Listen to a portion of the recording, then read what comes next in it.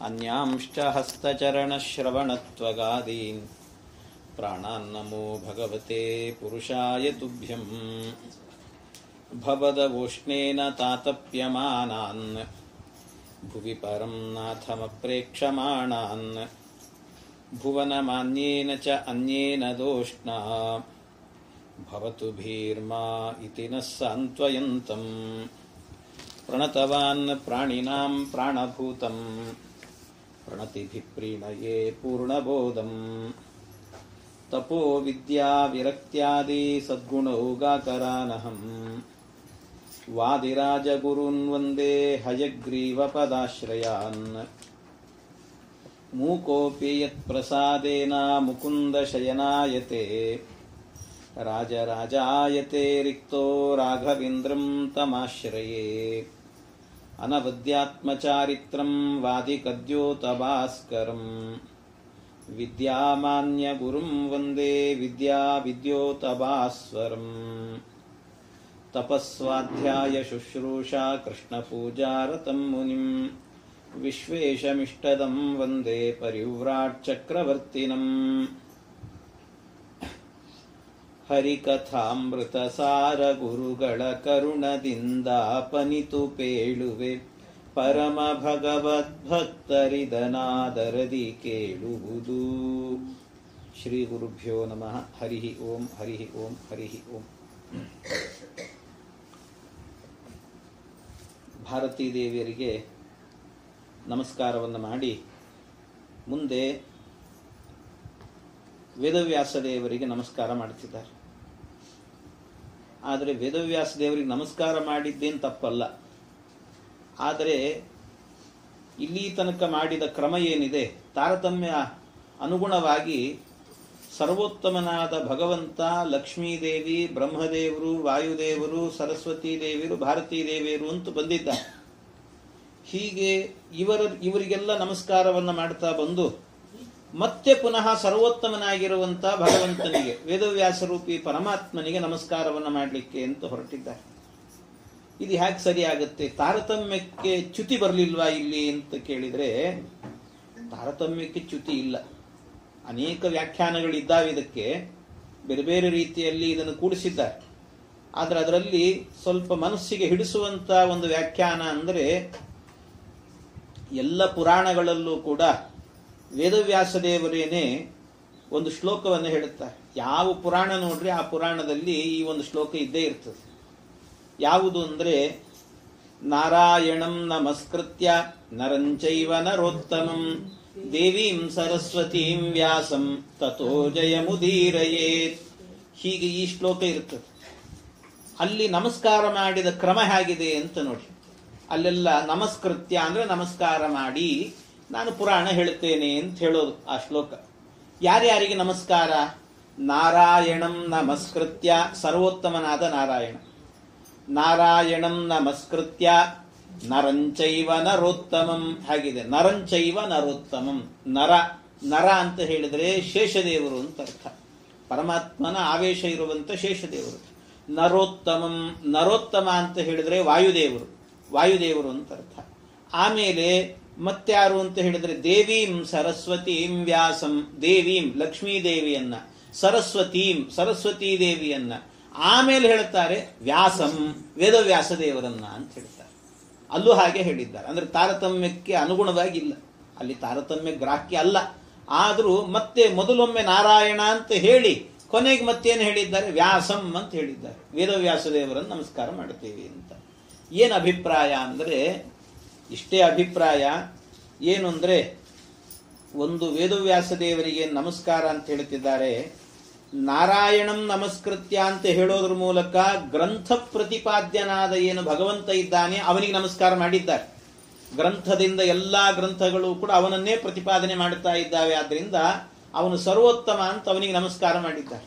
ಇಷ್ಟೇ ಅಲ್ಲ, ಅದರ ಜೊತೆಗೆ ಇನ್ನೊಂದೇನು ಅಂತ ಹೇಳಿದ್ರೆ, ಮತ್ತೊಂದು ವೇದವ್ಯಾಸ ದೇವರಿಗೆ ನಮಸ್ಕಾರ ಅಂದ್ರೆ ಎಲ್ಲಾ ಗ್ರಂಥಗಳನ್ನ ಬರೆದುಕೊಟ್ಟವರು, ಈ ಜ್ಞಾನದ ರಾಶಿಯನ್ನು ತಂದುಕೊಟ್ಟವರು. ಹಾಗಾಗಿ ಗುರುಸ್ಥಾನದಲ್ಲಿದ್ದಾರೆ ಅಂದ್ರೆ, ವ್ಯಾಸಪೀಠದಲ್ಲಿದ್ದಾರೆ ಅಂದ್ರೆ ಗುರುಸ್ಥಾನ ಅಂತ ಅರ್ಥ.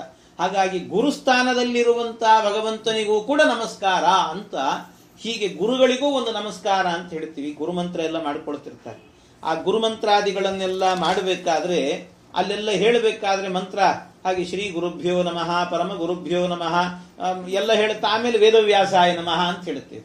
ವೇದವ್ಯಾಸ ಆಮೇಲೆ ಯಾಕೆ ಗುರುಭ್ಯೋ ನಮಃ ಅಂತ ಹೇಳುವಾಗ ಆಮೇಲೆ ಹೇಳಿದ್ದೀವಿ. ಯಾಕೆ ಅಂದ್ರೆ ಎಲ್ಲಾ ಗ್ರಂಥಗಳನ್ನು ಕೂಡ ಜ್ಞಾನದ ರಾಶಿಯನ್ನು ಕೊಟ್ಟವರು ಅನ್ನುವ ದೃಷ್ಟಿಯಿಂದ ಅವರಿಗೊಂದು ನಮಸ್ಕಾರ ಅಂತ ಹೇಳ್ತೇವಲ್ಲ, ಹಾಗೆ ಆ ಕ್ರಮದಿಂದಾಗಿ ಇಲ್ಲಿ ಈ ರೀತಿ ಮಾಡಿದ್ದು ಅಂತ. ಇನ್ನು ಅಷ್ಟೇ ಅಲ್ಲ, ಅಲ್ಲಾದ್ರೂ ಯಾಕೆ ಹೀಗೆ ಮಾಡಿದ್ದಾರೆ? ನಾರಾಯಣನ್ ನಮಸ್ಕೃತ್ಯ ಅನ್ನುವಲ್ಲಾದ್ರೂ ಕೂಡ ಯಾಕೆ ಹಾಗೆ ಮಾಡಿದ್ದಾರೆ ಅಂದ್ರೆ ಒಂದು ಉತ್ತರ ಗುರುಸ್ಥಾನದಿಂದಾಗಿ ನಮಸ್ಕಾರ ಅಂತ, ಗುರುತ್ವೇನ. ಇನ್ನೊಂದೇನು ಗೊತ್ತಾ, ಮತ್ತೊಂದೇನು ಅಂದ್ರೆ ಬಹಳ ಜನ ಏನ್ ತಿಳ್ಕೊಂಡಿದ್ದಾರೆ ಅಂದ್ರೆ ಈ ವೇದವ್ಯಾಸ ದೇವರನ್ನ ಕಶ್ಚನ ಋಷಿಹಿ ಅಂತ ತಿಳ್ಕೊಂಡು, ವ್ಯಾಸೋ ಕಶ್ಚನ ಋಷಿಹಿ ಅಂತ ಹೇಳ್ತಾರೆ. ವೇದವ್ಯಾಸ ದೇವರು ಅಂದ್ರೆ ಕಶ್ಚನ ಋಷಿ, ಯಾರೋ ಒಬ್ಬ ಋಷಿಗಳವರು ಅಂತ ಹಾಗೆ ಹೇಳ್ತಿರ್ತಾರೆ ಬಹಳ ಜನ. ಅವರು ಯಾರೋ ಒಬ್ಬ ಋಷಿಗಳು ಅಂತ ಹಾಗೆ ಹೇಳುವವರಿದ್ದಾರಲ್ಲ, ಕಶ್ಚನ ಋಷಿಹಿ ಅಂತ ಅವರನ್ನು ಹೇಳ್ತಿರ್ತಾರಲ್ಲ, ಅದು ತಪ್ಪು. ಅದು ಆ ರೀತಿ ತಿಳ್ಕೋಬಾರದು. ಕಶ್ಚನ ಋಷಿ ಅಲ್ಲ ಅವರು, ಇಡೀ ವಾಂಗ್ಮಯ ಪ್ರಪಂಚಕ್ಕೇನೆ ದೊಡ್ಡ ದೇವರವರು, ಸರ್ವೋತ್ತಮರು, ಸಾಕ್ಷಾತ್ ಭಗವಂತ, ಇಡೀ ವಾಂಗ್ಮಯ ಪ್ರಪಂಚವನ್ನು ಕೊಟ್ಟಂತ ಮಹಾತ್ಮರವರು. ಆದ್ರಿಂದ ಅವರನ್ನು ಕಶ್ಚನ ಋಷಿ, ಯಾರೋ ಒಬ್ಬ ಋಷಿ ಅಂತ ಹೇಳಬಾರದು. ಈ ಜಗತ್ತನ್ನ ನಿರ್ಮಾಣ ಮಾಡಿದಂತ ಜಗತ್ಕರ್ತೃಗಳು ಅಂತ ತಿಳ್ಕೊಳ್ಬೇಕು. ಇದು ಈ ಅರ್ಥ. ಆದರೆ ಇದನ್ನ ಮತ್ತೊಮ್ಮೆ ಮೊದಲು ನಾರಾಯಣನ ನಮಸ್ಕಾರ ಮಾಡಿ ಮತ್ತೆ ಮಧ್ಯದಲ್ಲಿ ಇವರಿಗೆ ನಮಸ್ಕಾರ ಮಾಡಿದ್ರಿಂದ ಕೆಲವರಿಗೆ ವ್ಯಾಮೋಹ ಬರಬೇಕಲ್ಲ, ಕೆಲವರು ಅಯೋಗ್ಯರು ಅಂತಿರ್ತಾರೆ. ವೇದವ್ಯಾಸ ದೇವರ ಮಹತ್ವ ಅವರಿಗೆ ಗೊತ್ತಾಗಬಾರದು. ಅದಕ್ಕೋಸ್ಕರ ಅವರಿಗೆಲ್ಲ ವ್ಯಾಮೋಹ ಬರೋದಕ್ಕೋಸ್ಕರವೇನೆ ಹಾಗೆ ಮಾಡ್ತಾರೆ. ಯಾವ ರೀತಿ ಅಂದ್ರೆ ಈ ರಾಮಾಯಣದಲ್ಲಿ ಒಂದು ಪ್ರಸಂಗ ಬರುತ್ತದೆ. ರಾಮಾಯಣದಲ್ಲಿ ಆಗಬೇಕಾದ್ರೆ ಹನುಮಂತ ದೇವರು ಸೀತಾದೇವಿಯನ್ನು ಹುಡುಕೊಂಡು ಹೋಗ್ತಾರೆ. ಸೀತಾದೇವಿಯನ್ನು ಹುಡುಕುವಾಗ ರಾತ್ರಿ ಕಾಲದಲ್ಲಿ ಎಲ್ಲೋ ಒಂದು ಕಡೆ ಹೋಗಬೇಕಾದ್ರೆ ಒಂದು ದೊಡ್ಡ ಹಾಸಿಗೆ, ಬಹಳ ಸುಂದರವಾದ ಹಾಸಿಗೆ ಅಂತೆ, ಮೈ ಮರುತು ನಿದ್ದೆ ಮಾಡುತ್ತಿದ್ದಂತೆ ಒಬ್ಬ ಕನ್ಯೆ, ಒಬ್ಬ ಹೆಣ್ಣು. ಆ ಹೆಣ್ಣು ನೋಡುವ ಬಹಳ ಸುಂದರ ಸ್ಫುರದ್ರೂಪಿಯಾಗಿದ್ದು, ನೋಡ್ಲಿಕ್ಕೆ ಒಳ್ಳೆ ಲಕ್ಷಣ, ಮುತ್ತೈದೆ ಲಕ್ಷಣ ಕಾಣ್ತಾ ಇತ್ತು, ಎಲ್ಲ ಚೆನ್ನಾಗಿತ್ತು. ನೋಡಿಬಿಟ್ಟು ಓ ಸೀತೆ ಸಿಕ್ಕಳು ಅಂತ ಸಂತೋಷ ಆಗಿಬಿಡುತ್ತಂತೆ ಹನುಮಂತ ದೇವರಿಗೆ. ಸಂತೋಷ ಆಗಿ ಅದನ್ನು ಅವ್ರು ಹೇಳ್ತಾರೆ, ಆಸ್ಫೋಟಯಾಮಾಸ ಚುಚುಂಬ ಪುಚ್ಛಂ. ಅವರಿಗೆ ಕೋತಿ ಚೇಷ್ಟೆ ಅಂತ ಹೇಳ್ತಾರಲ್ಲ, ಆ ಕೋತಿ ರೂಪದಲ್ಲಿದ್ರು ಆ ಕೋತಿ ಚೇಷ್ಟೆಯನ್ನೇ ಮಾಡಿ ಕಂಬವನ್ನು ಮೇಲೆ ಏರೋದು, ಕೆಳಗಿಳಿಯೋದು, ಅವರ ಬಾಲವನ್ನು ಹಿಡ್ಕೊಂಡು ಮುತ್ತು ಕೊಡೋದು, ಹಾಗೆ ಹೀಗೆ ಸೀತೆ ಸಿಕ್ಕಳು ಅಂತ ಖುಷಿ ಪಟ್ರಂತೆ. ಆಮೇಲೆ ಎಲ್ಲ ಆದ್ಮೇಲೆ ಸಂತೋಷ ಪಟ್ಟಾದ ಮೇಲೆ ಹನುಮಂತ ದೇವರು ಒಂದ್ 2 ನಿಮಿಷ ಸುಮ್ಮನಾಗಿ ಮತ್ತೆ ಯೋಚನೆ ಮಾಡಿದ್ರಂತೆ. ಅಲ್ಲ, ಸೀತೆ ಸಿಕ್ಕಳು ಅಂತ ಖುಷಿ ಪಡ್ತಾ ಇದ್ದೇನೆ, ರಾಮನನ್ನ ಕಳ್ಕೊಂಡು ಲಂಕೆಗೆ ಬಂದಿದ್ದಾಳೆ ಸೀತೆ. ಇದು ನೋಡಿದ್ರೆ ಸುಖದ ಸುಪ್ಪತ್ತಿನ ಹಾಸಿಗೆ, ಆ ಹಾಸಿಗೆಯಲ್ಲಿ ಒಳ್ಳೆ ಗಡದ್ದಾಗಿ ನಿದ್ದೆ ಮಾಡ್ತಿದ್ದಾಳೆ ಬೇರೆ. ಇವಳು ಸೀತೆ ಆಗಲಿಕ್ಕೆ ಸಾಧ್ಯನಾ ಅಂತ. ರಾಮನ ಕಳ್ಕೊಂಡಂತ ಸೀತೆಗೆ ನಿದ್ದೆ ಹೇಗೆ ಬರ್ತದೆ? ಬರ್ಲಿಕ್ಕೆ ಸಾಧ್ಯ ಇಲ್ಲ. ಮತ್ತೆ ಅವಳನ್ನು ನೋಡಿ ನಾನು ಸೀತೆ ಅಂತ ಬೇರೆ ತಿಳ್ಕೊಂಡು ನಾನು ಖುಷಿ ಪಡ್ತಿದ್ದೆ, ಇವಳು ಸೀತೆ ಅಲ್ಲ ಅಂತ ಅನ್ಕೊಂಡು. ಮತ್ತೆ ಅಲ್ಲ ಅಂದ್ರೆ ಹಾಗೆ ಸೀತೆ ಅಲ್ಲ, ಹಾಗಾದ್ರೆ ಸೀತೆ ಬೇರೆ ಕಡೆ ಇದ್ದಾಳೆ ಅಂತ ಹುಡುಕ್ಲಿಕ್ಕೆ ಹೋದ್. ಆದ್ರೆ ಒಂದು ಕ್ಷಣ ಅವರು ತಿಳ್ಕೊಂಡ್ರಲ್ಲ, ಸೀತೆ ಅಂತ ತಿಳ್ಕೊಂಡ್ರಲ್ಲ. ಹಾಗಾದ್ರೆ ಮೊದಲು ಸೀತೆ ಅಂತ ತಿಳ್ಕೊಂಡಿದ್ದು ಹಾಗಾದ್ರೆ ಭ್ರಮೆ ಅಲ್ವಾ? ಅದು ಮೊದಲು ಬಂದದ್ದು ಭ್ರಮೆ. ಹಾಗಾದ್ರೆ ವಾಯುದೇವರಿಗೆ, ಹನುಮಂತ ದೇವರಿಗೆ ಭ್ರಮೆ ಬಂತು ಅಂದ್ರೆ ಅದು ತಪ್ಪಾಗ್ತದೆ. ಯಾಕೆಂದ್ರೆ ಅವರನ್ನು ಹೇಳುವಾಗ ಮಧ್ವಾಚಾರ್ಯರನ್ನ ಸ್ತೋತ್ರ ಮಾಡಬೇಕಾದ್ರೆ ವ್ಯಾಸತೀರ್ಥರು ಹೇಳುತ್ತಾರೆ, ಅಭ್ರಮಂ ಭಂಗರಹಿತಂ ಅಜಡಂ ವಿಮಲಂ ಸದಾ ಆನಂದ ತೀರ್ಥಮತುಲಂ ಭಜೇ ತಾಪತ್ರಯಾಪಹಂ. ಅಭ್ರಮಂ, ಅವರಿಗೆ ಭ್ರಮೆ ಇಲ್ಲ ಅಂತ ಹೇಳ್ತಾರೆ. ಭ್ರಮೆ ಇಲ್ಲ ಅವರಿಗೆ. ವಾಯುದೇವರಿಗೆ ಎಲ್ಲಿಯಾದ್ರೂ ಭ್ರಮೆ ಇದೆಯಾ? ಮತ್ತೆ ಭ್ರಮೆ ಬಂದಂತೆ ಇದೆಲ್ಲ ಇದೆಯಲ್ಲ, ಈಗ ಮಾಡಿದ್ರಲ್ಲಿ ಇದನ್ನಂತ ಹೇಳಿದ್ರೆ ಅದನ್ನು ಮಾಡಿದ್ದು ಯಾಕೆ ಅಂದ್ರೆ ನಟನೆ ಮಾಡಿದ್ದಷ್ಟೇ, ನಟನೆ ಮಾಡಿದ್ದು. ಆ ರೀತಿ ಬೇಕು ಅಂತ ಮಾಡಿ ತೋರಿಸಿದ್ರಂತೆ. ಆದ್ರೆ ಕೆಲವರಿಗೆ ಏನಾಯಿತು, ಅವರಿಗೂ ಕೂಡ ಭ್ರಮೆ ಇದೆ ಅಂತ ಕೆಲವರಿಗೆ ಭ್ರಮೆ ಬಂತು. ವಾಯುದೇವರಿಗೂ ಭ್ರಮೆ ಇದೆ ಅಂತ ಕೆಲವರಿಗೆಲ್ಲ ಅಯೋಗ್ಯರ ಹಾಕಿ ತಿಳ್ಕೊಂಡ್ರಂತೆ. ಅವ್ರು ಆ ರೀತಿ ತಿಳಿಲಿ ಅಂತಲೇ ಮಾಡಿರ್ತಾರೆ ಅವರು. ಮತ್ತೆ ಯಾಕೆ ಆ ರೀತಿ ಮಾಡಿದ್ರು ಅಂದ್ರೆ ರಾವಣನ ವ್ಯಕ್ತಿತ್ವ ಜಗತ್ತಿಗೆ ಗೊತ್ತಾಗಲಿ ಅನ್ನೋದಕ್ಕೋಸ್ಕರ ಮಾಡಿದ್ರಂತೆ. ರಾವಣನ ಯಾಕೆ ಅಲ್ಲಿ ಮಲಗಿದ್ದು ಯಾರು ಅಂದ್ರೆ ಬೇರೆ ಯಾರು ಅಲ್ಲ, ಮಂಡೋದರಿ ಮಲಗಿದ್ದಂತೆ. ರಾವಣನ ಹೆಂಡತಿ ಮಲಗಿದ್ಲು, ಒಳ್ಳೆ ಚೆನ್ನಾಗಿದ್ಲು ನೋಡ್ಲಿಕ್ಕೆಲ್ಲ. ಅಷ್ಟಿದ್ರೂ ಕೂಡ ಅವಳನ್ನ ಹೊಗಳೋದ್ರ ಮೂಲಕವಾಗಿ ಏನ್ ಮಾಡಿದ್ರು ವಾಯುದೇವರು ಅಂದ್ರೆ ಹನುಮಂತ ದೇವರು, ಇಷ್ಟು ಒಳ್ಳೆ ಹೆಂಡತಿಯನ್ನು ಇಟ್ಟುಕೊಂಡು ಕೂಡ ಪರಸ್ತ್ರೀಯರ ಮೇಲೆ ಕಣ್ಣು ಹಾಕಿದ್ದ ನೋಡಿ ರಾವಣ ಅಂತ ಜಗತ್ತಿಗೆ ತೋರಿಸಿದ್ರಂತೆ. ಈ ರೀತಿ ಮಾಡೋದಕ್ಕೋಸ್ಕರ ಮಾಡಿದ್ದು ಅಂತ ಹಾಗೆ ನಟನೆ. ಆದ್ರೆ ಇದನ್ನ ಅಯೋಗ್ಯರೇ ಅಂತ ತಿಳ್ಕೊಂಡ್ರು, ಅವ್ರಿಗೂ ಭ್ರಮೆ ಬಂತು ಅಂತ ತಿಳ್ಕೊಂಡ್ರಂತೆ. ಆದ್ರೆ ಭ್ರಮೆ ಅಲ್ಲ ಅಂತ ಸತ್ಯಧರ್ಮ ತೀರ್ಥರು ವ್ಯಾಖ್ಯಾನ ಮಾಡ್ತಾರೆ. ಹಾಗೆ ಆ ರೀತಿಯಲ್ಲಿ ಕೆಲವರಿಗೆಲ್ಲ ವೇದವ್ಯಾಸ ದೇವರು ಅವರು ಒಬ್ಬ ಕಶ್ಚನ ಋಷಿ ಅಂತ ಭ್ರಮೆ ಬರಬೇಕು, ಅದಕ್ಕೋಸ್ಕರ ಹೀಗೆ ಮಧ್ಯದಲ್ಲಿ ಅವರ ಸ್ತೋತ್ರ. ಆದ್ರೆ ಗುರುತ್ವೇನ ಸ್ತೋತ್ರ ಮಾಡಿದ್ದು ಅಂತ ಅನ್ನೋದನ್ನ ಅರ್ಥ ಮಾಡಿಕೊಳ್ಬೇಕಂತೆ. ಮತ್ತಷ್ಟೇ ಅಲ್ಲ, ಕೆಲವರೆಲ್ಲ ವೇದವ್ಯಾಸ ದೇವರನ್ನೇನಂತ ತಿಳ್ಕೊಂಡಿದ್ದಾರೆ, ಅವರೊಬ್ಬ ಕಾನೀನ ಅಂತ. ಕಾನೀನ ಅಂದ್ರೆ ಕನ್ಯೆಗೆ ಹುಟ್ಟಿದವನು ಅಂತ. ಕನ್ಯೆಗೆ ಅಂದ್ರೆ ಪರಾಶರರು ಸತ್ಯವತಿ ದೇವಿಯರಿಗೆ ಹುಟ್ಟಿದ್ದು, ಅವರಿಬ್ಬರಿಗೂ ಮದುವೆ ಆಗಿರ್ಲಿಲ್ಲಂತೆ. ಮದುವೆ ಆಗದೇನೆ ಹುಟ್ಟಿದ್ದಾರೆ ಅಂತ ಅವರಿಗೆಲ್ಲ ಆಕ್ಷೇಪಗಳನ್ನು ಮಾಡ್ತಾರೆ. ಆದರೆ ಅದು ತಪ್ಪು. ಮಧ್ವಾಚಾರ್ಯರು ತಾತ್ಪರ್ಯ ನಿರ್ಣಯದಲ್ಲಿ ಅದಕ್ಕೆಲ್ಲ ವ್ಯಾಖ್ಯಾನ ಮಾಡಿ ಹೇಳಿದ್ದಾರೆ, ಅವರು ಕಾನೀನರಲ್ಲ. ಯಾಕೆ ಅಂತ ಹೇಳಿದ್ರೆ, ಅವರು ಪರಾಶರರು ಮತ್ತು ಸತ್ಯವತಿ ದೇವಿಯರು ಇಬ್ಬರು ಸೇರಿದ್ರು. ಆವಾಗ ಒಳ್ಳೆ ಹೋಮ ಹವನ ಎಲ್ಲ ನಡೆದು ವಿವಾಹ, ಕ್ರಮವತ್ತಾದ ವಿವಾಹ ನಡೆದಿದೆ. ಆದ ಮೇಲೇನೆ ಅವತಾರ ಮಾಡಿದ್ದು ವೇದವ್ಯಾಸ ದೇವರು ಅಂತ ಸ್ಪಷ್ಟವಾಗಿ ತಾತ್ಪರ್ಯ ನಿರ್ಣಯದಲ್ಲಿ ಮಧ್ವಾಚಾರ್ಯ ಹೇಳುತ್ತಾರೆ. ಆದ್ರಿಂದ ಕೆಲವರೆಲ್ಲ ಏನು ಇವರನ್ನ ಕಾನೀನ ಅಂತ ತಿಳಿದಿದ್ದಾರೆ, ತಪ್ಪಾಗಿ ತಿಳ್ಕೊಂಡಿದ್ದಾರೆ, ಅವರಿಗೆಲ್ಲ ಭ್ರಮೆ ಬರಬೇಕು, ಅದಕ್ಕೋಸ್ಕರ ಹೀಗೆ ಮಾಡಿದ್ದಾರೆ. ಈ ರೀತಿ ಅಂತ ತಿಳ್ಕೊಳ್ಬೇಕು. ಆದ್ರಿಂದ ತಾರತಮ್ಯಕ್ಕೆ ಚ್ಯುತಿ ಅನ್ನುವಂತಹದ್ದಿಲ್ಲ ಅನ್ನೋದನ್ನು ಅರ್ಥ ಮಾಡ್ಕೊಳ್ಬೇಕಂತ. ಏನಂತ ನಮಸ್ಕಾರ ಮಾಡಿದ್ದಾರೆ ಇಲ್ಲಿ ಅಂತ ಹೇಳಿದ್ರೆ, ವೇದಪೀಠ ವಿರಿಂಚಿ ಭವಶಕ್ರಾದಿ ಸುರ ವಿಜ್ಞಾನದಾಯಕ ಮೋದ ಚಿನ್ಮಯ ಗಾತ್ರ ಲೋಕ ಪವಿತ್ರ ಸುಚರಿತ್ರ. ವೇದಪೀಠ, ವೇದಪೀಠ ಅಂತ ಹೇಳಿದ್ರೆ, ಒಂದು ವೇದಪೀಠ ಅಂದ್ರೆ ಅವರಿಗೇನೆ ವೇದದ ಪೀಠ, ಈ ವೇದವ್ಯಾಸ ಪೀಠ ಅಂತ ಹೇಳ್ತೀವಿ ಇದಕ್ಕೆ. ಈ ಪೀಠದಲ್ಲಿ ಯಾರು ಕೂತಿರ್ತಾರೆ, ನಾವಿಲ್ಲಿ ಹೇಳ್ತಿದ್ದೀವಿ ಅಂದ್ರೆ ನಾವೆಲ್ಲ ಹೇಳ್ತಿರೋದು, ನಮ್ಮ ಒಳಗೆ ವೇದವ್ಯಾಸ ದೇವರು ನಿಂತು ಹೇಳಿಸ್ತಿದ್ದಾರೆ. ಅದನ್ನು ವ್ಯಾಸಪೀಠ ಅಂತ ಗೌರವಿಸಬೇಕು. ಅದಕ್ಕೊಂದು ಗೌರವ ಇದೆ. ಆದ್ರಿಂದ ಅಲ್ಲಿ ಸಣ್ಣವರು ಕೂತಿದ್ದಾರೋ ದೊಡ್ಡವರು ಕೂತಿದ್ದಾರೋ ಮುಖ್ಯ ಅಲ್ಲ, ಅಲ್ಲಿ ವ್ಯಾಸರು ಕೂತಿದ್ದಾರೆ, ವೇದವ್ಯಾಸ ದೇವರು ಕೂತು ಹೇಳ್ತಿದ್ದಾರೆ. ಆದ್ರಿಂದ ಸಣ್ಣವರಿಗೆ ನಮಸ್ಕಾರ ಅಲ್ಲ, ಅವರ ಒಳಗಿರುವಂತ ವೇದವ್ಯಾಸರಿಗೆ ನಮಸ್ಕಾರ. ಹಾಗೆ ಆ ಅನುಸಂಧಾನ. ಹಾಗೆ ವೇದಪೀಠ ಅದು ಸಂಬೋಧನೆ ಅಂತ ಇಟ್ಕೊಳ್ಬೇಕು. ಇಲ್ಲ ಅಂತ ಆದ್ರೆ ವೇದಪೀಠ ಅಂತ ಹೇಳಿದ್ರೆ, ವೇದ ಅನ್ನೋದಕ್ಕೆ ಲಕ್ಷ್ಮೀದೇವಿ ಅಂತಲೂ ಕೂಡ ಅರ್ಥ ಇದೆ. ಲಕ್ಷ್ಮೀದೇವಿ, ವೇದಪೀಠ ಅಂದ್ರೆ ಲಕ್ಷ್ಮೀದೇವಿ ಅಂತ ಅರ್ಥ. ಲಕ್ಷ್ಮೀದೇವಿ ವಿರಂಚಿ, ಆ ವಿರಿಂಚಿ ಅಂತ ಹೇಳಿದ್ರೆ ಬ್ರಹ್ಮದೇವರು. ಆಮೇಲೆ ಭವ, ಭವ ಅಂತ ಹೇಳಿದ್ರೆ ರುದ್ರದೇವರು. ಶಕ್ರಾದಿ, ಶಕ್ರ ಅಂತ ಹೇಳಿದ್ರೆ ಇಂದ್ರ, ಇಂದ್ರನೇ ಮೊದಲಾದಂತ ದೇವತೆಗಳಿಗೆ ಸುರ, ಸುರ ಈ ದೇವತೆಗಳೇನಿದ್ದಾರೆ ಶಕ್ರಾದಿ ಸುರ ವಿಜ್ಞಾನದಾಯಕ, ಇವರಿಗೆಲ್ಲರಿಗೂ ಕೂಡ ವಿಜ್ಞಾನವನ್ನ, ಜ್ಞಾನವನ್ನ ಉಣಬಡಿಸಿದವರು ನೀವು ವೇದವ್ಯಾಸ ದೇವರು. ಮೋದ ಚಿನ್ಮಯ ಗಾತ್ರ ಲೋಕ ಪವಿತ್ರ ಸುಚರಿತ್ರ. ಮೋದ ಚಿನ್ಮಯ ಗಾತ್ರ, ಮೋದ ಚಿನ್ಮಯ ಇವರ ಗಾತ್ರ, ದೇಹ ಎನ್ನುವಂತಹದ್ದು ಎಂಥದ್ದು ನಿನ್ನೆ ಹೇಳಿದೆ ನಾನು, ಮೋದ ಚಿನ್ಮಯ ಅಂತ. ಮೋದ ಆನಂದ ಮತ್ತು ಜ್ಞಾನ, ಆನಂದ ಜ್ಞಾನಗಳೇ ಇವರ ದೇಹ. ಆನಂದ ಮತ್ತು ಜ್ಞಾನ ಇವುಗಳನ್ನೇ ಒಂದು ಸಾಲಿಡ್ ವಸ್ತು ಮಾಡಿಕೊಳ್ಳ್ರಿ, ಅದನ್ನ ಅವನ ಆಕಾರ ಅಂತ ಚಿಂತನೆ ಮಾಡಿ. ಇದು ಬಹಳ ಕಷ್ಟ, ಅಷ್ಟು ಸುಲಭ ಇಲ್ಲ ಇದನ್ನು ಯೋಚನೆ ಮಾಡೋದು. ನಾವೆಲ್ಲ ಹೇಳ್ತಿರ್ತೇವೆ ಏನು ಅಂದ್ರೆ ದೇವರ ಧ್ಯಾನ ಮಾಡಬೇಕು ಅಂತ. ಧ್ಯಾನ ಮಾಡಬೇಕು ಅಂದ್ರೆ ಇವತ್ತೆಲ್ಲ ಧ್ಯಾನವನ್ನ ಕಲೀಲಿಕ್ಕೆ ಅಂತ ಶಿಬಿರಕ್ಕೆ ಹೋಗ್ತಿರ್ತಾರೆ, ಧ್ಯಾನ ಮೆಡಿಟೇಷನ್ ಹೇಳ್ಕೊಡ್ತಾರೆ ಅಂತ ಅಲ್ಲಿ ಇಲ್ಲಿ ಹೋಗ್ತಿರ್ತಾರೆ. ಏನು ಮೆಡಿಟೇಷನ್ ಹೇಳ್ಕೊಡ್ತಾರೆ, ಅದು ಅಷ್ಟು ಸುಲಭದ್ದಲ್ಲ, ಯಾರು ಸಿಕ್ಕರವ್ರು ಹೇಳ್ಕೊಡುವಂತಹದ್ದಲ್ಲ ಅದು. ಗೋಪಾಲದಾಸರು ಒಂದು ಕಡೆಯಲ್ಲಿ ಹೇಳ್ತಾರೆ ಅದನ್ನು. ಯಾರು ಹೇಳಿಕೊಡಬೇಕು, ಯಾರು ಕಲಿಬೇಕು, ಹ್ಯಾಕ್ ಕಲಿಬೇಕು, ಇದನ್ನೆಲ್ಲವನ್ನು ಕೂಡ ಅಂತ ಅದರ ವಿವರಣೆ ಕೊಟ್ಟಿದ್ದಾರೆ ಗೋಪಾಲದಾಸರು. ಅವರು ಹೇಳ್ತಾರೆ, ಈ ಧ್ಯಾನ ಪ್ರಕ್ರಿಯೆ ಎನ್ನುವಂತಹದ್ದು ಧ್ಯಾನಂ ನಿಶ್ಚಿತ ತತ್ವಸ್ಯ, ತತ್ವ ಗಟ್ಟಿ ಆಗಬೇಕಂತೆ. ಮೊದಲು ಹರಿ ಸರ್ವೋತ್ತಮ ವಾಯು ಜೀವೋತ್ತಮ ಅನ್ನುವ ತತ್ವ ಒಳಗೆ ಗಟ್ಟಿ ಆಗಬೇಕು. ಆಮೇಲೆ ಕಣ್ಣು ಮುಚ್ಚಿ ಧ್ಯಾನ ಮಾಡಬೇಕಂತೆ. ಕಣ್ಣು ಮುಚ್ಚಿ ಧ್ಯಾನ ಮಾಡಬೇಕು. ಆ ಕಣ್ಣು ಮುಚ್ಚಿ ಧ್ಯಾನ ಮಾಡುವಾಗ ದೇವರ ಮೂರ್ತಿ ಕಾಣಿಸ್ಬೇಕು ಹೃದಯದಲ್ಲಿ. ಹೃದಯದಲ್ಲಿ ದೇವರ ಮೂರ್ತಿ ಬರಬೇಕಂತೆ. ನಾವು ದಿನನಿತ್ಯ ಗಾಯತ್ರಿ ಜಪ ಮಾಡ್ತೀವಿ, 10 ಗಾಯತ್ರಿ ಮಾಡ್ತೀವಿ, ಇಲ್ಲೋ ಕಷ್ಟ ಅಷ್ಟನ್ನು ಮಾಡೋದು. ಅಷ್ಟನ್ನ ಮಾಡುವಾಗಲಾದ್ರೂ ನಮಗೆ ದೇವರು ಕಾಣ್ತಾನೆ ಹೃದಯದಲ್ಲಿ. ಹೇಳುವಾಗ ಮಾತ್ರ ಹೇಳ್ತೀವಿ, ಧ್ಯೇಯ ಸದಾ ಸವಿತ್ರ ಮಂಡಲ ಮಧ್ಯವರ್ತಿ ನಾರಾಯಣ ಸರಸಿಜಾಸನ ಸನ್ನಿವಿಷ್ಟ ಎಲ್ಲ ಹೇಳಿರ್ತೀವಿ. ಅದೆಲ್ಲ ಬರ್ತದೆ ನಮ್ಮ ಹೃದಯಕ್ಕೆ, ಬರೀ ಮಂತ್ರ ಮಾತ್ರ ಹೇಳ್ತಿರ್ತೀವಿ ಅಷ್ಟೇ. ಹಾಗೆ ಹೇಳಬೇಕು. ಆ ಸವಿತೃ ಮಂಡಲ ಸೂರ್ಯ ಮಂಡಲವನ್ನ ಅಲ್ಲಿದ್ದದನ್ನು ಕಿತ್ತಬೇಕಂತ, ಅದನ್ನು ಕಿತ್ತಿ ನಮ್ಮ ಹೃದಯದಲ್ಲಿ ಇಟ್ಟುಕೊಳ್ಬೇಕು. ಆ ಹೃದಯದಲ್ಲಿಟ್ಟುಕೊಂಡು ಪರಮಾತ್ಮನ ಒಂದು ರೂಪ ಅದನ್ನು ತಂದು ಆ ಸೂರ್ಯಮಂಡಲದ ಮಧ್ಯದಲ್ಲಿ ಕೂಡಿಸ್ಬೇಕು. ನಮ್ಗೆ ಆ ಪರಮಾತ್ಮ ಗೊತ್ತಿಲ್ಲ ಅಂದ್ರೆ ಉಡುಪಿ ಕೃಷ್ಣನ್ ತಗೊಳ್ಬೇಕಾದ್ರೆ ನೋಡಿರ್ತೀವಿ, ಆ ಕೃಷ್ಣನ ಮೂರ್ತಿಯನ್ನು ಉಡುಪಿಯಿಂದ ಕಿತ್ಕೊಂಬರೋದಂದ್ರೆ ಕಲ್ಪನೆಯಲ್ಲಿ ಅದನ್ನು ಕಿತ್ಕೊಂಡ್ಬಂದು ನಮ್ಮ ಹೃದಯದಲ್ಲಿ ಸೂರ್ಯಮಂಡಲವನ್ನ ಚಿಂತನೆ ಮಾಡಿ ಅದರ ಮಧ್ಯದಲ್ಲಿ ಕೃಷ್ಣನನ್ನ ಇಡಬೇಕಂತಲ್ಲಿ, ಅಲ್ಲಿ ಸ್ಥಾಪನೆ ಮಾಡಬೇಕು. ಅದನ್ನ ನೋಡ್ತಾ ನೋಡ್ತಾ ಓಂ ಭೂರ್ಭುವಸ್ಸುವಃ ತತ್ಸಾವಿತುರ್ವರೆ ಅದನ್ನೆಲ್ಲ ಮಂತ್ರಗಳನ್ನು ಹೇಳ್ತಾ ಹೋಗ್ಬೇಕು. ಹೀಗೆ 10 ಗಾಯತ್ರಿಯನ್ನ ಮಾಡಿ ಕಣ್ಣು ಮುಚ್ಚಿಕೊಂಡು ಒಳಗೆ ಆ ಸೂರ್ಯಮಂಡಲದ ಮಧ್ಯದಲ್ಲಿ ಕೃಷ್ಣನಿದ್ದಾನೆ ಅಂತ ಅನುಸಂಧಾನ ಮಾಡಿಕೊಂಡು ಅವನ್ನೇ ನೋಡ್ತಾ ಇದ್ದೇನೆ ಅಂತ ಅಂದುಕೊಂಡು ಬಾಯಲ್ಲಿ ಮಂತ್ರವನ್ನು ಹೇಳ್ತಾ ಹೋಗಿ 1 ದಿವಸ ಮಾಡಿ 10 ಗಾಯತ್ರಿ ಮಂತ್ರವನ್ನು ಮಾಡಿ. ಅವತ್ತಿನ ದಿವಸ ನಿಮ್ಮ ಚೈತನ್ಯವೇ ಬೇರೆ ಆಗಿರುತ್ತೆ.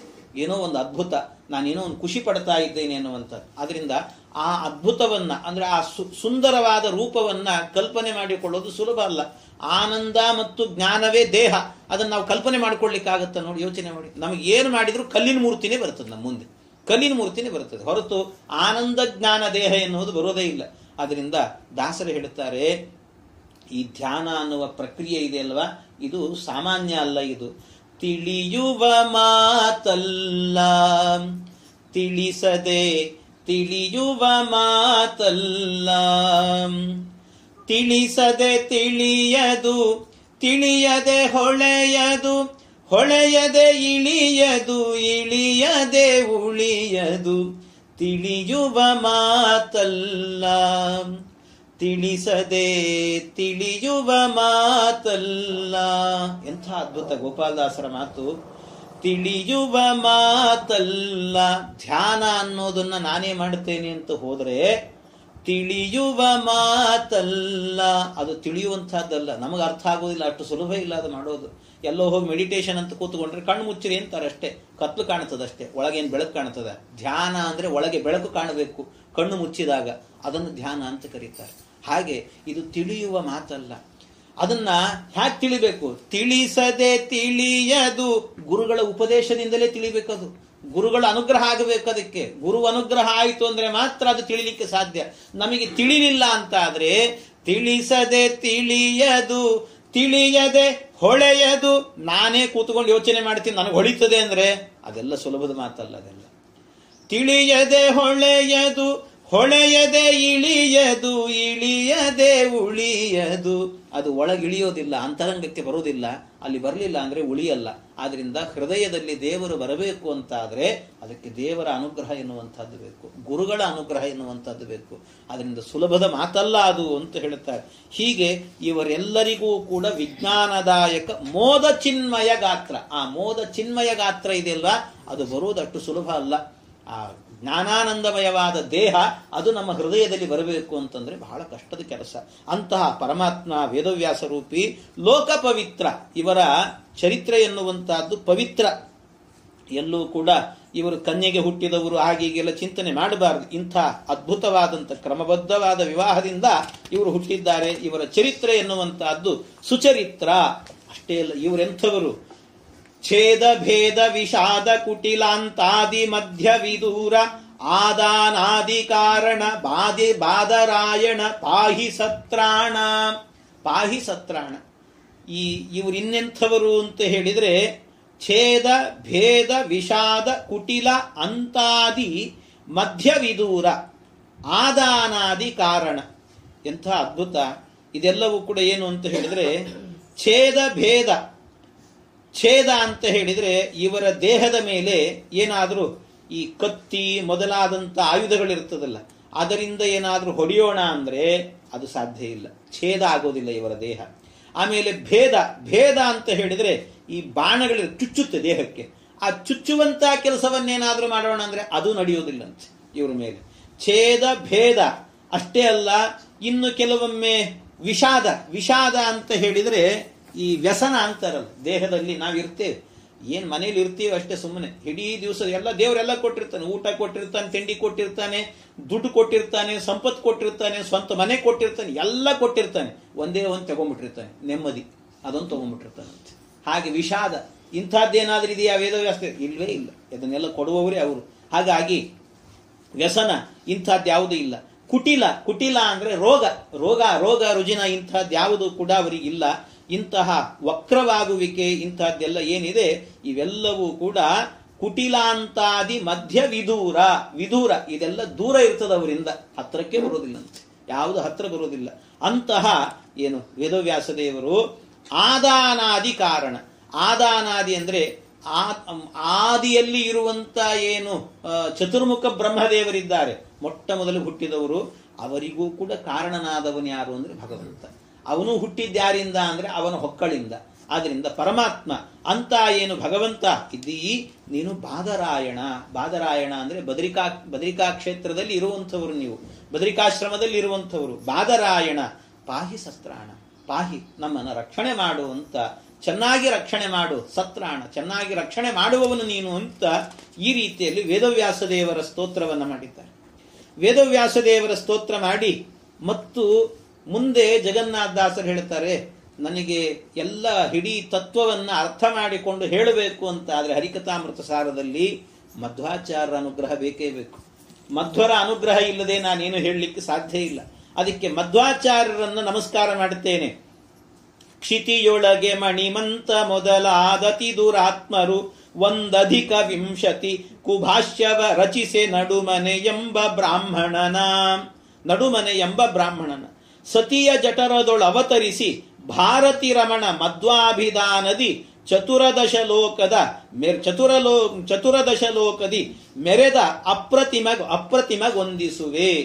ಆ ಮುಖ್ಯ ಪ್ರಾಣದೇವರಿಗೆ ಅಂದ್ರೆ ಅವರ ಅವತಾರಭೂತರಾಗಿರುವಂತ ಮಧ್ವಾಚಾರ್ಯರಿಗೆ ನಮಸ್ಕಾರ ಮಾಡುತ್ತೇನೆ.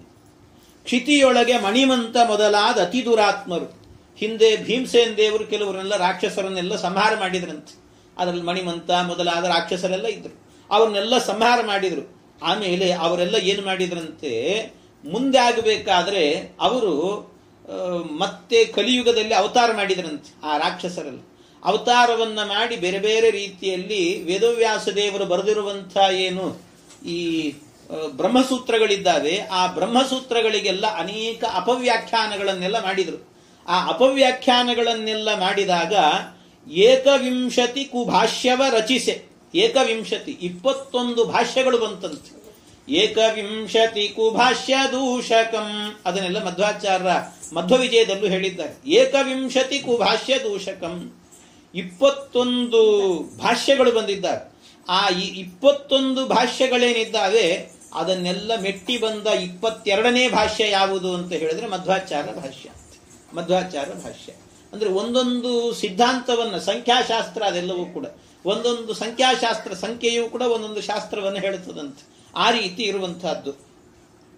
ಅದನ್ನೇ 1 ಕುಭಾಷ್ಯವ ರಚಿಸೆ, ಅವರೆಲ್ಲ ರಚನೆ ಮಾಡಿರಬೇಕಾದ್ರೆ ನಡುಮನೆ ಎಂಬ ಬ್ರಾಹ್ಮಣನ, ನಡುಮನೆ ಅಂತ, ನಡುಮನೆ ಅಂದ್ರೆ ಈ ಇದರಲ್ಲಿ ಉಡುಪಿ ಕಡೆಯಲ್ಲೆಲ್ಲ ಏನು ಅಂತ ಹೇಳಿದ್ರೆ, ಇವರು ಅವತಾರ ಮಾಡಿದ್ದು ಮಧ್ವಾಚಾರ್ಯಲ್ಲಿ ಅಂದ್ರೆ ಪಾಜಕ ಕ್ಷೇತ್ರದಲ್ಲಿ. ಆ ಉಡುಪಿ ಕಡೆಯಲ್ಲೆಲ್ಲ ಏನು ಅಂದ್ರೆ ಒಬ್ಬೊಬ್ಬರಿಗೆ ಒಂದೊಂದು ಅಡ್ಡೆಸರು ಇರ್ತದೆ. ಅಲ್ಲೆಲ್ಲ ಈ ಉಡುಪಿ ಕಡೆಯವರು, ಈ ಕಡೆ ಎಲ್ಲ ಘಟ್ಟದ ಮೇಲೆ ಈ ಹುಬ್ಬಳ್ಳಿ ಕಡೆಗೆಲ್ಲ ಆಗಬೇಕಾದ್ರೆ ದೇಶಪಾಂಡೆ, ಕುಲಕರ್ಣಿ ಇಂಥದ್ದೆಲ್ಲ ಅಡ್ಡೆಸರು ಇರ್ತದಲ್ಲ, ಹಾಗೆ ಅಲ್ಲಿ ಅಡ್ಡೆಸರು ಇರ್ತದೆ. ಏನ್ ಅಡ್ಡೆಸರು ಅಂದ್ರೆ ಅವರಿಗೆಲ್ಲ ಮೂಡಿಲ್ಲಾಯ, ತೆಂಕಿಲ್ಲಾಯ, ಮದ್ಯಂತಿಲ್ಲಾಯ, ಹೀಗೆಲ್ಲ ಒಂದೊಂದು ಹೆಸರು ಇರ್ತದಂತೆ. ನಡಿಲ್ಲಾಯ, ಇದೆಲ್ಲ ಅವರಿಗೆಲ್ಲ ಹೆಸರು. ಏನದರ ಅರ್ಥ ಏನು ಅಂದ್ರೆ, ನಡಿಲ್ಲ, ಇಲ್ಲು ಅಂದ್ರೆ ತುಳು ಭಾಷೆಯಲ್ಲಿ ಇಲ್ಲು ಅಂದ್ರೆ ಮನೆ ಅಂತ ಅರ್ಥ. ಅದು ಮೂಡಿಲ್ಲಾಯ ಅಂತ ಹೇಳಿದ್ರೆ ಪೂರ್ವ ದಿಕ್ಕಿನಲ್ಲಿ ಮನೆ ಇರುವವನು ಅಂತ. ಮೂಡು ಅಂದ್ರೆ ಸೂರ್ಯ ಉದಯಿಸುವಂತ ಜಾಗ, ಅವನು ಸೂರ್ಯ ಮೂಡುವಂತ ಜಾಗ, ಆ ದಿಕ್ಕಿನಲ್ಲಿ ಮನೆ ಇತ್ತು ಅಂದ್ರೆ ಅವನು ಮೂಡಿಲ್ಲಾಯ ಅಂತ ಕರೀತಾರೆ. ಹಾಗೆ ಈ ಮಧ್ಯದಲ್ಲಿತ್ತು ಮನೆ, ಒಂದು ವೇಳೆ ಮಧ್ಯದಲ್ಲಿತ್ತು ಅಂದ್ರೆ ನಡುವಿನಲ್ಲಿದೆ ಮನೆ, ಆದ್ರಿಂದ ಅವನಿಗೆ ನಡಿಲ್ಲಾಯ ಅಂತ ಕರೀತಾರೆ. ಹಾಗೆ ಇಲ್ಲು ಅಂದ್ರೆ ಮನೆ ಅಂತ. ಅದನ್ನೇ ಇಲ್ಲಿ ದಾಸರು ಹೇಳಿದ್ರು, ನಡುಮನೆ ಎಂಬ ಬ್ರಾಹ್ಮಣನ ಅಂತ. ನಡುಮನೆ ಎನ್ನುವಂತ ಅಡ್ಡೆಸರಿರುವಂತ ಬ್ರಾಹ್ಮಣನಿಗೆ ಮಧ್ಯಗೇಹ ಭಟ್ಟರ ಮನೆಯಲ್ಲಿ ಇವರು ಅವತಾರ, ವೇದವತಿ ದೇವಿಯಲ್ಲಿ ಅವತಾರವನ್ನ ಮಾಡಿದ್ದಾರಂತೆ. ಸತಿಯ ಜಠರದೊಳು ಅವತರಿಸಿ ಭಾರತೀ ರಮಣ ಮಧ್ವಾಭಿಧಾನದಿ, ಭಾರತೀ ರಮಣನೇ ಮಧ್ವಾಭಿಧಾನದಿ, ಮಧ್ವಾಚಾರ್ಯರು ಎನ್ನುವಂತ ಹೆಸರಿನಿಂದ ಅವತಾರವನ್ನು ಮಾಡಿದ್ದಾರೆ. ಅವರಿಗೆ ಹೆಸರು ಮಧ್ವ ಅನ್ನುವಂಥ ಹೆಸರೇನಿದೆ ಅದು ವೈದಿಕ ನಾಮ, ಅವರಿಗೆ ವೈದಿಕ ನಾಮ.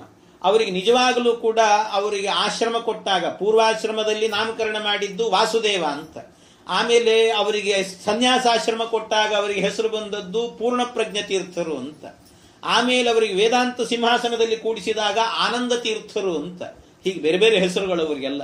ಆಮೇಲೆ ಅವರಿಗೆ ವೈದಿಕ ವೇದದಲ್ಲಿ ಹೇಳಿರುವ ಹೆಸರೇನು ಅಂತ ಹೇಳಿದ್ರೆ ಅದು ಈ ಮಧ್ವ ಅನ್ನುವಂಥ ಹೆಸರು. ಮಧ್ವ ಎನ್ನುವಂತಹದ್ದು ಎಲ್ಲ ವೇದದಲ್ಲಿ ಬೇಕಾದಷ್ಟು ಸರ್ತಿ ಬರುತ್ತದೆ.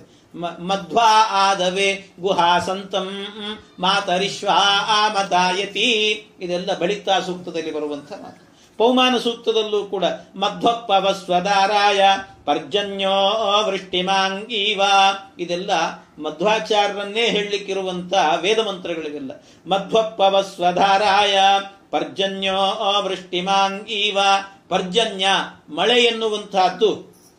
ಹಾಗೆ ಮೋಡಗಳೆಲ್ಲವೂ ಕೂಡ ಮಳೆಯನ್ನ ಸುರಿಸುತ್ತೋ, ಮಳೆಯನ್ನು ಸುರಿಸಿದಾಗ ನಾವೆಲ್ಲ ನೀರನ್ನ ಕುಡಿದು ನಮ್ಮ ದಾಹವನ್ನು ತಣಿಸಿಕೊಳ್ತೇವೋ ಹಾಗೆ ಮಧ್ವಾಚಾರ್ಯರೆಂಬಂತ ಮೋಡ ಅದು ಕೂಡ ಮಳೆ ಸುರಿಸುತ್ತೆ. ಏನು ಶಾಸ್ತ್ರವೆಂಬಂತ ಮಳೆ ಸುರಿಸುತ್ತೆ, ಅದನ್ನು ನಾವೆಲ್ಲರೂ ಕೂಡ ಉಂಡು ಚೆನ್ನಾಗಿ ಬದುಕೋಣ ಅನ್ನುವ ಅರ್ಥದಲ್ಲಿ ಹೇಳುವಂತ ಮಾತು. ಮಧ್ವಪ್ಪವ ಸ್ವದಾರಾಯ ಪರ್ಜನ್ಯೋ ವೃಷ್ಟಿಮಾಂಗೀವ, ಈ ಮಂತ್ರಗಳೆಲ್ಲ ಹೀಗೆ ಮಧ್ವಾಚಾರ್ಯರನ್ನೇ, ಇವರಿಗೆ ಮಧ್ವ ಅಭಿಧಾನದಿ, ಇದೆಲ್ಲವೂ ಕೂಡ ವೈದಿಕ ನಾಮಗಳು ಇವರಿಗೆ ಇರುವಂತಹದ್ದು. ಚತುರದಶ ಲೋಕದ ಮೆರೆದ ಅಪ್ರತಿಮಗೊಂದಿಸುವೆ. ಚತುರದಶ ಲೋಕ ಏನು 14 ಲೋಕಗಳು ಅಂತಿದ್ದಾವೆ, ಆ ಎಲ್ಲಾ ಲೋಕಗಳಲ್ಲೂ ಕೂಡ ಅನಾಯಾಸವಾಗಿ ಓಡಾಡಿಕೊಂಡಿರ್ತಾರಂತೆ. ಅಲ್ಲೆಲ್ಲ ಮೆರಿತಿರ್ತಾರೆ ಇವರು ಮಧ್ವಾಚಾರ್ಯ, ಚೆನ್ನಾಗಿ ಮೆರಿತಿರ್ತಾರಂತೆ. ಎಷ್ಟರ ಮಟ್ಟಿಗೆ ಅಂತ ಹೇಳಿದ್ರೆ ಅವ್ರಿಗೆ ಹೇಳ್ತಾರೆ, ಈ ಏನು 9 ಆವರಣಗಳು ಅಂತಿದ್ದಾವೆ, ಒಂದೊಂದು ಆವರಣಗಳು ಅಂತ ಅದೆಲ್ಲ ಭಾಗವತದ ನಿರೂಪಣೆ ಮಾಡಿದ್ದಾರೆ. 9 ಆವರಣಗಳು. ಈ ಎಲ್ಲಾ ಆವರಣಗಳಿಗೂ ಕೂಡ ಮಧ್ವಾಚಾರ್ಯ ಹೇಗಿರ್ತಾರೆ ಅಂದ್ರೆ, ನಮ್ಮ ಮನೆಯಲ್ಲಿ ಅಡಿಗೆ ಮನೆಯಿಂದ ಪಡಸಾಲೆಯಿಂದ ಅಡಿಗೆ ಮನೆಗೆ ಹೋದಂತೆ ಓಡಾಡ್ತಿರ್ತಾರಂತವ್ರು. ಸನವಾವರಣ ಅಂಡದರ್ಶಿನೋ ಗೃಹ ಬುದ್ಧ್ಯ ಮಮ ನಿಷ್ಕುತೂಹಲಂ, ಇದೆಲ್ಲ ಗೃಹ ಬುದ್ಧ್ಯ, ಮನೆ ಅನ್ನುವಂತೆ ಓಡಾಡ್ಕೊಂಡಿರ್ತಾರಂತೆ ಎಲ್ಲ ಕಡೆ. ಆ ರೀತಿ ಮೆರೆಯುವಂತ ಏನು ಮಧ್ವಾಚಾರ್ಯರಿದ್ದಾರೆ, ಅವರಿಗೆ ಅಪ್ರತಿಮ ವಂದಿಸುವೆ, ಅವರಿಗೆ ನಮಸ್ಕಾರ ಮಾಡುತ್ತೇನೆ. 1+20 ಭಾಷ್ಯವ ರಚಿಸಿ, 21 ಭಾಷ್ಯಗಳು ರಚನೆ ಆದ ನಂತರ 22ನೇ ಭಾಷ್ಯವಾಗಿ ಮಧ್ವಾಚಾರ್ಯ ಭಾಷ್ಯ ಬಂತು. ಅವರು ಭಾಷ್ಯ ಬಂದ ನಂತರ ಮತ್ತಿನ್ಯಾವ ಭಾಷ್ಯವೂ ಬರಲಿಲ್ಲ ಇಲ್ಲಿ ತನಕಲೂ ಕೂಡ. 22 ಭಾಷ್ಯ ಆದ ಮೇಲೆ ಇನ್ನೊಂದು ಬ್ರಹ್ಮಸೂತ್ರಕ್ಕೆ ಇನ್ನೊಂದು ಭಾಷ್ಯ ಅನ್ನುವಂಥದ್ದು ಇವತ್ತಿನ ತನಕ ರಚನೆ ಆಗಿಲ್ಲ. ಮಧ್ವಾಚಾರ್ಯ 800 ವರ್ಷದ ಹಿಂದೆ ರಚನೆ ಮಾಡಿದ್ದಾರೆ. ಅವರು ರಚನೆ ಮಾಡಿದ ಮೇಲೆ ಯಾವ ಭಾಷ್ಯವೂ ಕೂಡ ಬರಲಿಲ್ಲ. ಮಧ್ವಾಚಾರ್ಯರ ಖಂಡನೆ ಮಾಡಿಕೊಂಡು ಇನ್ನೊಂದು ಭಾಷ್ಯ ಅಂತ ಬಂದೇ ಇಲ್ಲ. ಯಾಕೆ ಅಂತ ಹೇಳಿದ್ರೆ ಅದು ಅಂಥ ಭಾಷ್ಯ ಮಧ್ವಾಚಾರ್ಯ. ಅಂತೆ ಸಿದ್ಧಸ್ತು ಸಿದ್ಧಾಂತ ಮಧ್ವಸ್ಯಾಗಮ ಏವಹಿ ಅಂತ ಮಧ್ವಾಚಾರ್ಯರ ಭಾಷ್ಯ ಅಷ್ಟು ಅದ್ಭುತವಾಗಿರುವಂತಹದ್ದು ಅಂತ ಹೇಳುತ್ತಾರೆ. ಹಾಗೆ ಆ ಸಂಖ್ಯೆ, ನಾನಾಗಲೇ ಹೇಳಿದೆ, ಸಂಖ್ಯೆಯೂ ಒಂದು ಶಾಸ್ತ್ರವನ್ನು ತಿಳಿಸುತ್ತೆ ಅಂತ ಹೇಳಿದ್ನಲ್ಲ, ಅವರ ಸಿದ್ಧಾಂತವನ್ನು ಹೇಳುತ್ತದೆ. ಸಂಖ್ಯಾ 20 ಎನ್ನುವ ಶಾಸ್ತ್ರ ಇದೆಯಲ್ವಾ, ಅದು ಆಚಾರ್ಯ ಶಂಕರರು ಬರೆದಂತಹ ಶಾಸ್ತ್ರ. ಆಮೇಲೆ 21ನೇ ಭಾಷ್ಯ ಅಂತ ಹೇಳಿದ್ರೆ ಆಚಾರ್ಯ ರಾಮಾನುಜರದ್ದು. 22ನೇ ಭಾಷ್ಯ ಅಂತ ಹೇಳಿದ್ರೆ ಆಚಾರ್ಯ ಮಧ್ವಾಚಾರ್ಯರದ್ದು. ಹೀಗೆ ಈ ರೀತಿ ಭಾಷ್ಯಗಳು ಬಂದಿದ್ದಾವೆ. ಇದರಲ್ಲಿ 20 ಅನ್ನುವಂಥ ಸಂಖ್ಯೆ ಅವರ ಸಿದ್ಧಾಂತವನ್ನು ಹೇಳುತ್ತದೆ. 20 ಅಂದ್ರೆ ಏನಿದೆ? 20 ಅಂದ್ರೆ 2-0 ಅಂತ ಹೇಳಿದ್ರೆ ಅವರ ಸಿದ್ಧಾಂತ ಏನು ಅಂದ್ರೆ, 2 ಇಲ್ಲೆಲ್ಲ 2 ಆಗಿ ಕಾಣಿಸುತ್ತೆ. ನಾನು, ದೇಶಪಾಂಡೆ ಅವರು, ಅವರು, ಇವರು ಅಂತೆಲ್ಲ ಬೇರೆ ಬೇರೆ ಕಾಣ್ತೀವಿ. ಆದರೆ ಮುಂದೊಂದು ದಿವಸ ಎಲ್ಲ ಒಂದೇ, 0 ಏನೂ ಇಲ್ಲ, 0 ಅಂತ ಹೇಳ್ತಾರೆ, ಏನೂ ಇಲ್ಲ ಅಂತ. ಈ ರೀತಿ ಹೇಳುವ ಸಿದ್ಧಾಂತ ಇದು ಶಂಕರಾಚಾರ್ಯ ಸಿದ್ಧಾಂತ. ಇನ್ನು 21 ಅಂತ ಹೇಳಿದ್ರೆ ಅವರು ಏನು ಹೇಳ್ತಾರೆ, ರಾಮಾನುಜಾಚಾರ್ಯ ಹೇಳುವ ಸಿದ್ಧಾಂತ ಏನು ಅಂದ್ರೆ, ಇಲ್ಲ ಇಲ್ಲಿ 2 ಇರ್ತೇವೆ, ಅಲ್ಲಿ ಹೋದ್ಮೇಲೆ ಒಂದೇ, ಶೂನ್ಯ ಅಲ್ಲ, ಎಲ್ಲ ಒಂದು ಅಂತ, ನಾನು ದೇವರು ಎಲ್ಲ ಒಂದಾಗಿಬಿಡ್ತೇವೆ ಅಂತ, ಈ ರೀತಿ ಹೇಳುವಂತ ಸಿದ್ಧಾಂತ. ಆದರೆ 22 ಮಧ್ವಾಚಾರ್ಯ ಸಿದ್ಧಾಂತ ಅವರು ಹೇಳಿದರು, ಇಲ್ಲ ಇಲ್ಲೂ 2, ಅಲ್ಲೂ 2, ಎಲ್ಲಿ ಹೋದ್ರೂ 2 ಅಂತಂದ್ರೆ. ಇದು 2 ಎಲ್ಲಿ ಹೋದ್ರೂ 2 ಅಂದ್ರೆ ಅದಕ್ಕೆ ಅವ್ರು 2 ಬೆಟ್ಟು ಹಿಡ್ಕೊಂಡ್ಬಿಟ್ಟಿರ್ತಾರೆ ಯಾವಾಗಲೂ ಕೂಡ. 2 ನೀವು ಎಲ್ಲಿ ಹೋದ್ರೂ ಕೂಡ 2 ಇರ್ತದೆ, ಅದು ಒಂದಾಗೋದೇ ಇಲ್ಲ ಅಂತ. ಹಾಗಾಗಿ ಜೀವ ಇದು ಭೇದ ಎನ್ನುವಂಥದ್ದು ಇದ್ದೇ ಇದೆ, ಎಲ್ಲೂ ಕೂಡ ಒಂದಾಗಲಿಕ್ಕೆ ಸಾಧ್ಯ ಇಲ್ಲ ಅನ್ನುವಂಥ ಸಿದ್ಧಾಂತವನ್ನು ಹೇಳಿದವರು ಮಧ್ವಾಚಾರ್ಯ. ಹಾಗಾಗಿ 21 ಭಾಷ್ಯ, ಈ 21 ಭಾಷ್ಯಗಳನ್ನು ಮೆಟ್ಟಿ ನಿಂತು ಬಂದಂತ ಭಾಷ್ಯ ಅಂದ್ರೆ 22ನೇ ಭಾಷ್ಯ. ಆ 22ನೇ ಭಾಷ್ಯ ಆ ಸಂಖ್ಯೆಯ ಒಂದು ಶಾಸ್ತ್ರ, ಸಂಖ್ಯಾಶಾಸ್ತ್ರ ಅಂತ ಹೇಳ್ತಾರೆ. ಇದಕ್ಕಂದ್ರೆ ಸಂಖ್ಯೆ, ಆ ಸಂಖ್ಯೆಯಿಂದಲೇನೆ ಅವರವರ ಸಿದ್ಧಾಂತವನ್ನು ಹೇಳುವಂತಹದ್ದು.